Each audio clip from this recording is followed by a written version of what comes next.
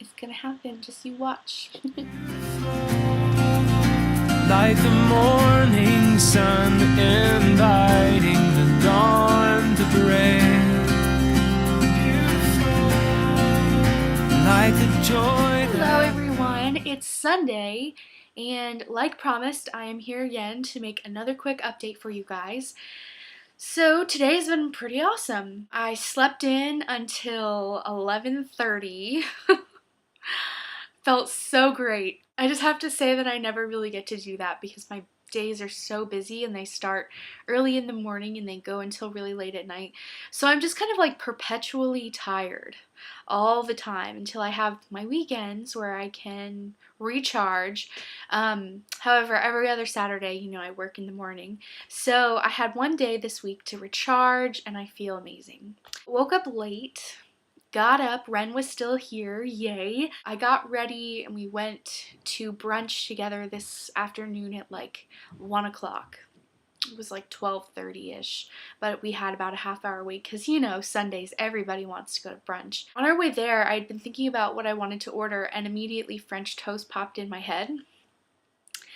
However, I decided that rather than doing that, rather than giving into that urge to have French toast drenched in maple syrup and powdered sugar, there's just really no nutritional value in that. I mean, it's just sugar and carbs.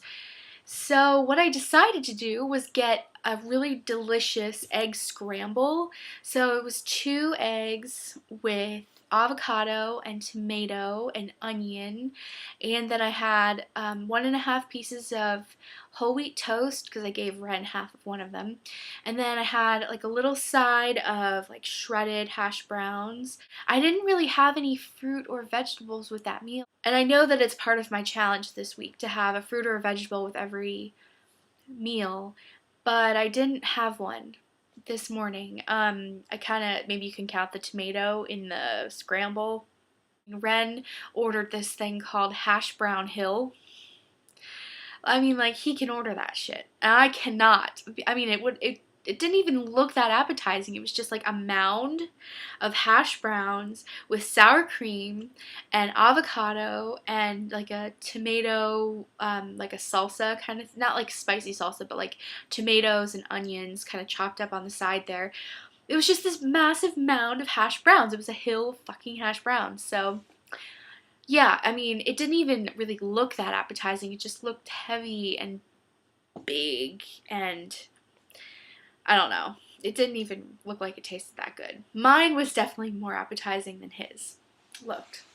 I left a little bit of the toast on my plate. I left a little bit of the egg scramble, and I left a little bit of hash browns, and I just wanted to like finish that last like 2 or 3 bites of it all, but I decided, I really sat with myself for a second. I had a sip of coffee, I had a couple sips of water, and then I was like, you know what? I don't really want to finish it. I'm perfectly happy just the way I am right now. So I left it, and that was that. It felt great to say no to the last couple bites of food because I normally would have just devoured it without even thinking about it. After I went to breakfast with Ren, I went out to the new city Target again, which was so much fun. So I walked around for a little while and I ended up getting this new nail polish. It's like completely nude, you can see. It's so pretty. I mean, it's one of those Sally Hansen like Insta-Dry. So I painted it on one coat and it looked great, and then I painted on a second coat and it dried instantly, and then I painted this non-chip top coat on it, and I don't even have nice nails, and they make my nails look nice, so I'm really happy about that. And I got some makeup stuff, which I'm not really going to show you guys. I mean, I got a good response from the last haul that I showed you guys, but I just got like some chapstick. I had watched a couple videos on this like baby lips chapstick, so I decided I wanted to try that, and they are really nice, I have to say. I got this new bronzer that I've been kind of interested in, and just some little stuff. I've been really interested in the e.l.f. product line. I really don't know too much about it because I've used a certain brand name for a really long time. I don't even know if you guys know about it. It's called Jane Iredale. It's kind of like a one step up from a Bare Minerals product, and mainly because I have acne. Like, not bad acne. I mean, you can tell that my skin is pretty good. I tend to break out right here along my neck. I get like deep cystic acne along my jawline and my chin, my neck. But honestly, right now, because I've been eating cleaner, I've been eating better, I feel like that's being reflected in my skin. Also, I've been sticking with my original goal to start taking vitamins every day. So I've been kind of doubling up on my women's prenatal vitamin, and I'm also taking my gummy vitamin. So I'm taking 2 vitamins a day, which I really feel like is helping my hair volumize and shiny and pretty, and it's helping my nails grow, and it's helping my skin stay nice. So if you guys are feeling like you want a little extra boost, maybe start taking a prenatal vitamin for your hair, skin, and nails, or something like that, and then take a extra gummy vitamin. You know, that's what I've been doing, and I feel like I look pretty good. I wanted to mention really quickly that when I was in Target today, I stumbled upon the freaking Halloween section, and the candy aisle went on for like ever and ever and ever. It was really tempting. You know, I've had a kind of a craving in the back of my head for a little while for a Kit Kat bar. Well, I didn't get it. I'm so proud of myself. I resisted temptation twice today. First with the French toast, and second in the candy aisle at Target. Like I said yesterday, with the whole Halloween candy thing, if you don't feel like you can have it and it's going to be a trigger food, then don't do it. Have to say that I'm really, really proud of myself for not getting candy. Yeah. Food for thought. I have a feeling that this food for thought is going to be much better than the last couple that I've been reading. You guys know that I kind of have disagreed with the past 2. I don't completely disagree with them because I understand what they mean. I understand that food has been a comfort to me. It's been something that I look forward to. It's the source of happiness, and obviously that's changing. I'm not just looking forward to food anymore. I'm looking forward to so much. I'm in a really different place than I was before. October 28th. Food is not home. Breaking abstinence may be an attempt to go home emotionally. Since we associate food, and especially certain foods, with early experience, we may turn to food when we crave the emotional support of home. Perhaps our early home life did not provide the emotional support and security we needed, causing us to attach a false significance to the food which we were given. The habit of turning to food and eating as a substitute for love, acceptance, and security may be deeply ingrained in our psyche. We may have come to depend on food instead of people to satisfy our emotional needs. The problem is, of course, that food is not a satisfactory substitute for love and acceptance. However much we eat, the emotional satisfaction will only be temporary and soon disintegrate into despair and self-hatred. The home we crave can best be built here, with the support of the people we love. May I realize that food is not home. Wow, that is amazing. That is a much better one. I really, really love that. I can completely relate to that complete circle. It's just a cycle. And I'm sure you guys know what I mean. So it starts off and you are dreaming about what you want to eat. What am I craving right now? Oh, what's going to be good to eat today? And whatever you're craving, you find a way to make that happen. Whether it's a burrito or a pizza, you know, whatever you're in the mood for that day. A lot of the time for me, it's very carby things.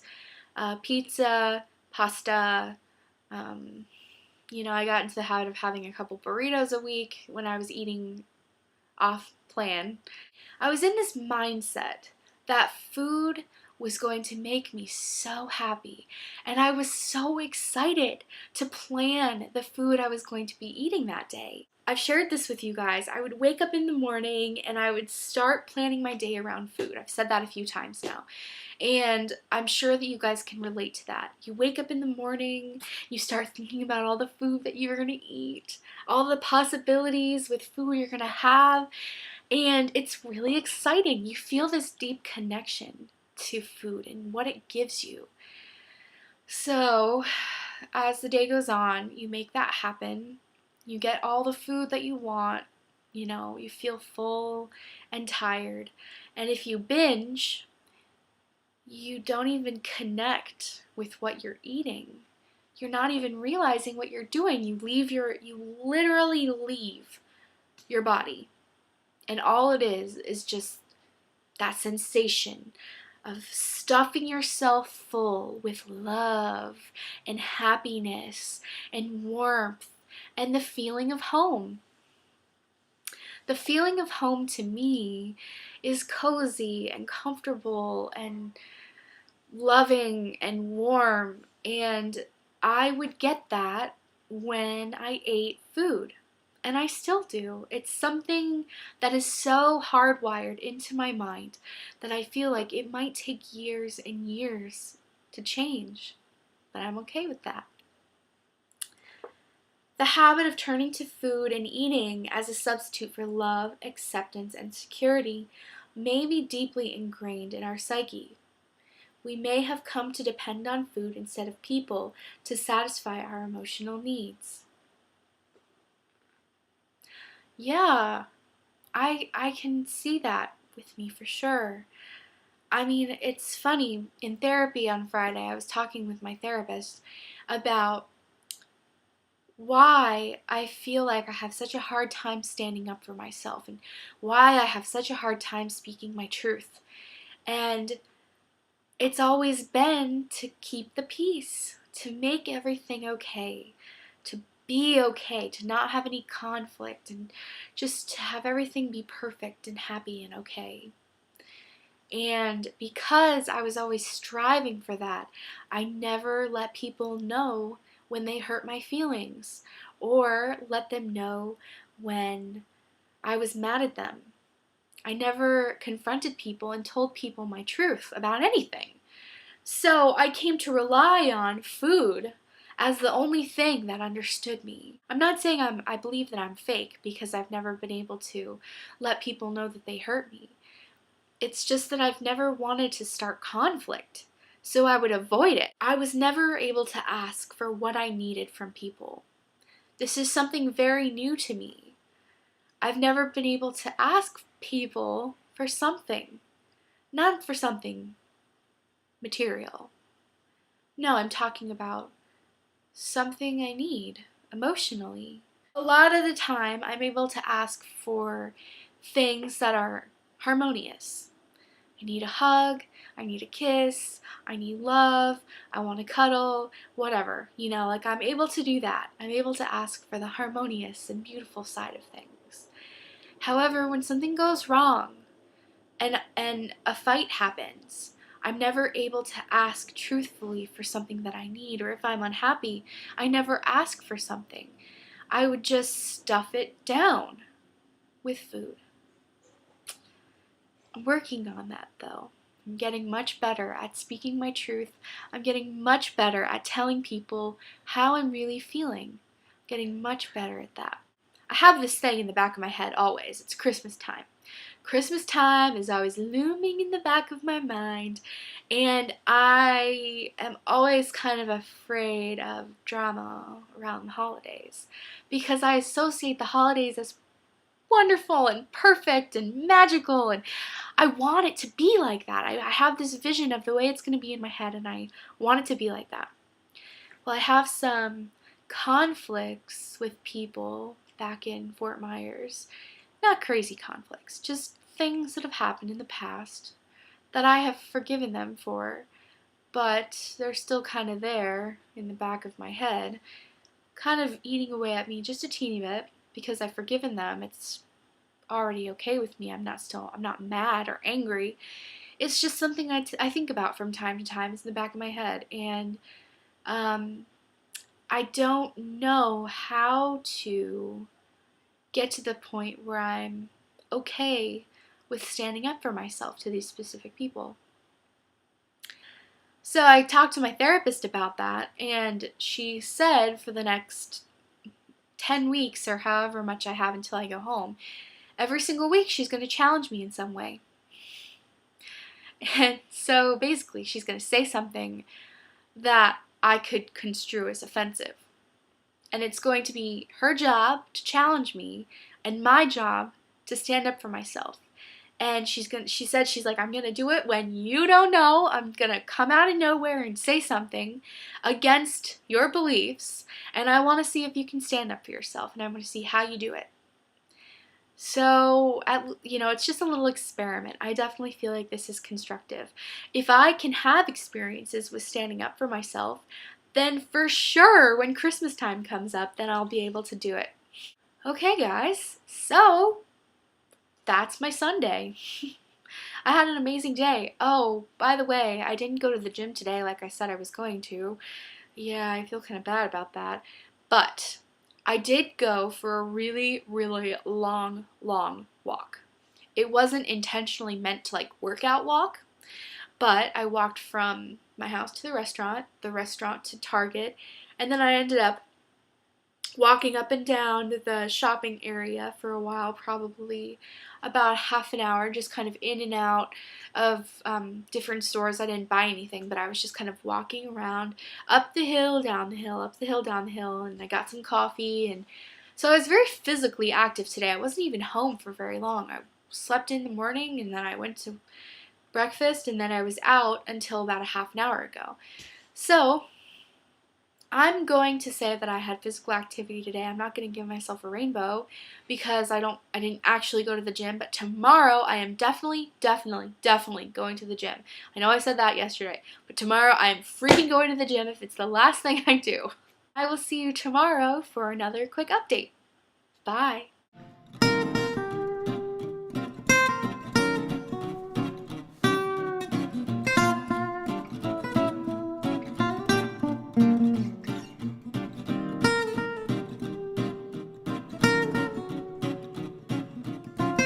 She is unstoppable.